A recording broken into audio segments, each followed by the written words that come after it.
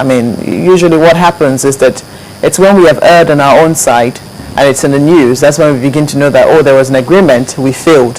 What happened with, Bakassi and Cameroon? It turned out that we had signed a pact at some point in time that never even got to the National Assembly. I think that that was raised when the citizens of Bakassi, or the residents of Bakassi, came to the National Assembly to appeal, and it came up that that agreement just never came before the National Assembly for even domestication or ratification. But tell us, take us through the process. How is it supposed to work? Because it would seem that you're supposed to have a very close relationship with the Ministry of Foreign Affairs and possibly a host of other ministries that would have anything to do with signing treaties. Okay, number one, I'd let you have an understanding that no treaty is meant to be in secrecy. If you decide to go into any business venture with South Africa, you'd be amazed at the knowledge South Africans have. They would tell you, no, the treaty doesn't say this. No, this treaty doesn't say that. Go ahead and Google it up and see if you can find even any about Nigeria. It's been an uphill task. So it's like a secrecy act. It's practically shrouded in secrecy. Now, the Office of the Attorney General is meant to be the depository of any of our treaties. Well, let the Attorney General rise up and say he has all of that. You can't blame him because he doesn't have all. We go, we sign, and we dump. We're not supposed to work with them as regards. 9 out of 10 times we hear on TV the one that was the BASA that was signed with Israel. We only heard about it on TV. It actually goes beyond just the National Assembly being informed of it. Before you sign any agreement on behalf of Nigeria, because some of these agreements have they impose financial obligations on the nation, and some can be a last. Australia is paying billions right now. With the level of understanding Australia, when it comes to negotiating treaties, they're the best. They're second to none in the world. They're facing lawsuits worth billions of naira.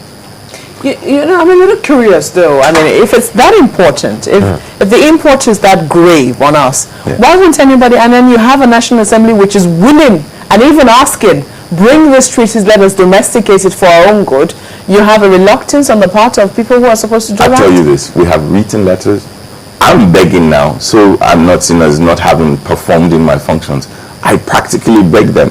I appeal to them to please bring, because part of the functions, the duties of my committee is to make sure that all treaties requiring domestication are brought to the National Assembly. We have written letters upon letters over the last couple of years. I can count, I think some of the agencies that came forth that have been serious-minded have been NIMASA and National Boundary Commission. If you take out those, it's amazing. Now, the process is this.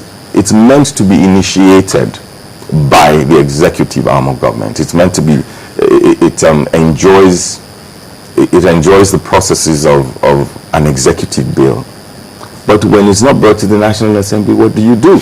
Now you find situations, I'm sorry for cutting in, you find situations where in sponsoring a bill, you adopt some provisions of this. And that's why we were able to domesticate, for example, some of the treaties, aviation treaties in the 2006 Aviation Act. However, what about those BASAs, for example? The reason, see, when the airlines have their businesses taken away, you see them cutting corners. And I'm not a prophet of doom, but I'll be honest with you, when you cut corners, you cut corners even into safety standards. And that's why you see air crashes happening. And if nothing is done about it, like I said, I'm not a soothsayer, I'm not a prophet of doom, but we know the result. When you keep sucking blood from an agent, the agent dies. Let's go back a little bit here in explaining this process. Now, the Constitution, Article 12 of our Constitution, talks about having to, when the government ratifies an international treaty, it's not enforceable until it is domesticated. That's Article 12, and that's what's been holding some treaties that have been reached to. But one would wonder, why does the government, why does the executive continue getting into these treaties and these agreements without working with the National Assembly to ensure that Nigerians get the benefit of it? Your guess is as good as mine. On this issue, your guess is as good as mine. And you wonder when treaties, it's unexcusable to say a treaty that's been signed 6-7 years ago, which already imposes, because before the national, take for example, she had mentioned the issue of Bakassi.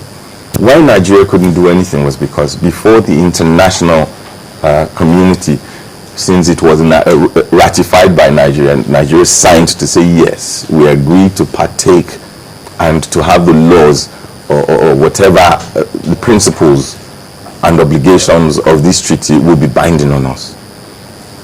Before the international community, it's already in force. Now, Nigerians cannot go to court because of this. Look at when the Dana crash happened, for example. The reason why some could go to court to say, listen, I remember I came here saying Dana shouldn't be paying them $100,000 because when the treaty was signed, the exchange rate was initially it stipulated that they would be paid 100,000 SDR, special draw rights, which is the IMF currency structure, and the exchange rate then was 1-to-1. There was a protocol to that agreement stating that if there is an increment or if there is a change in pricing, it will be binding on the member states, and Nigeria became a signatory to that protocol as well.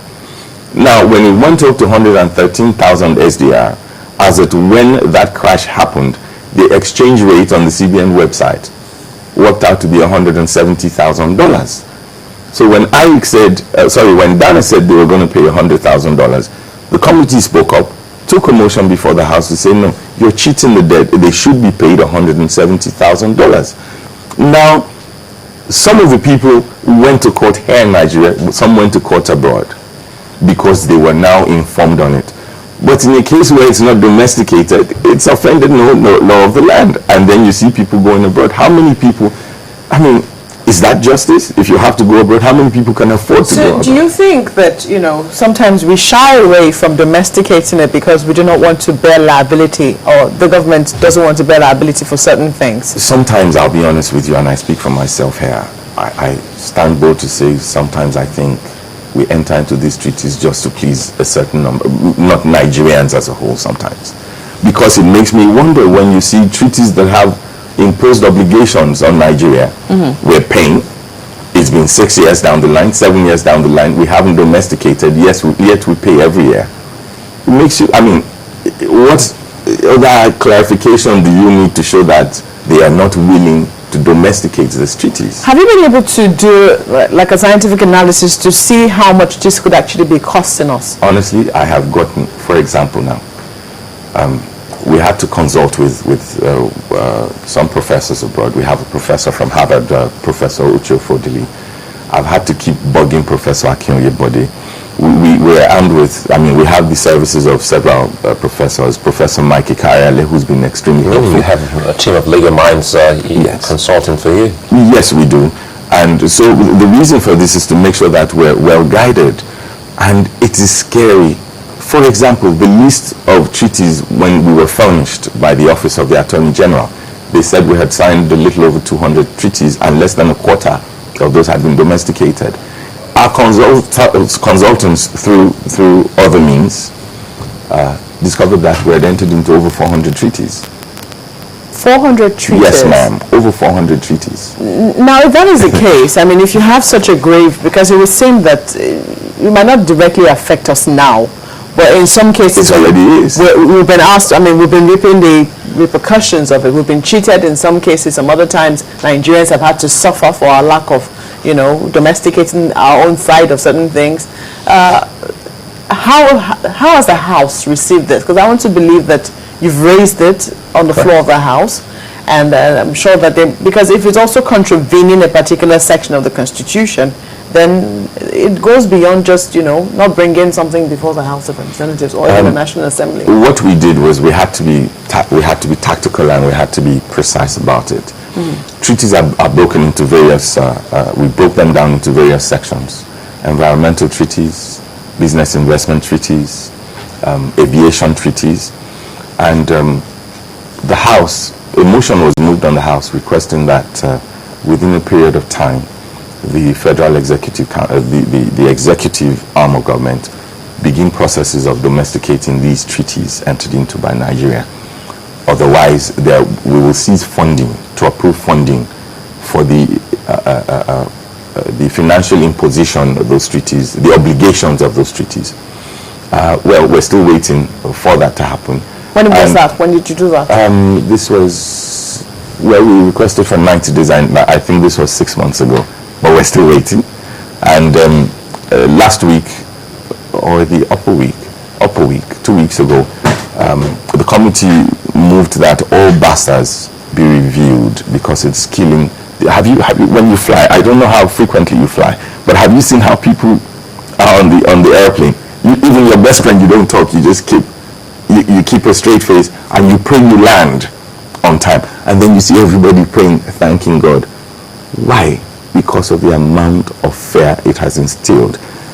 Corners are being crossed, and we know, are being caught, and we know. We need to do something about it. When you said, oh, in the near future, no, the future is now. It's already happening. Airlines are dying. The aviation industry is in a terrible state.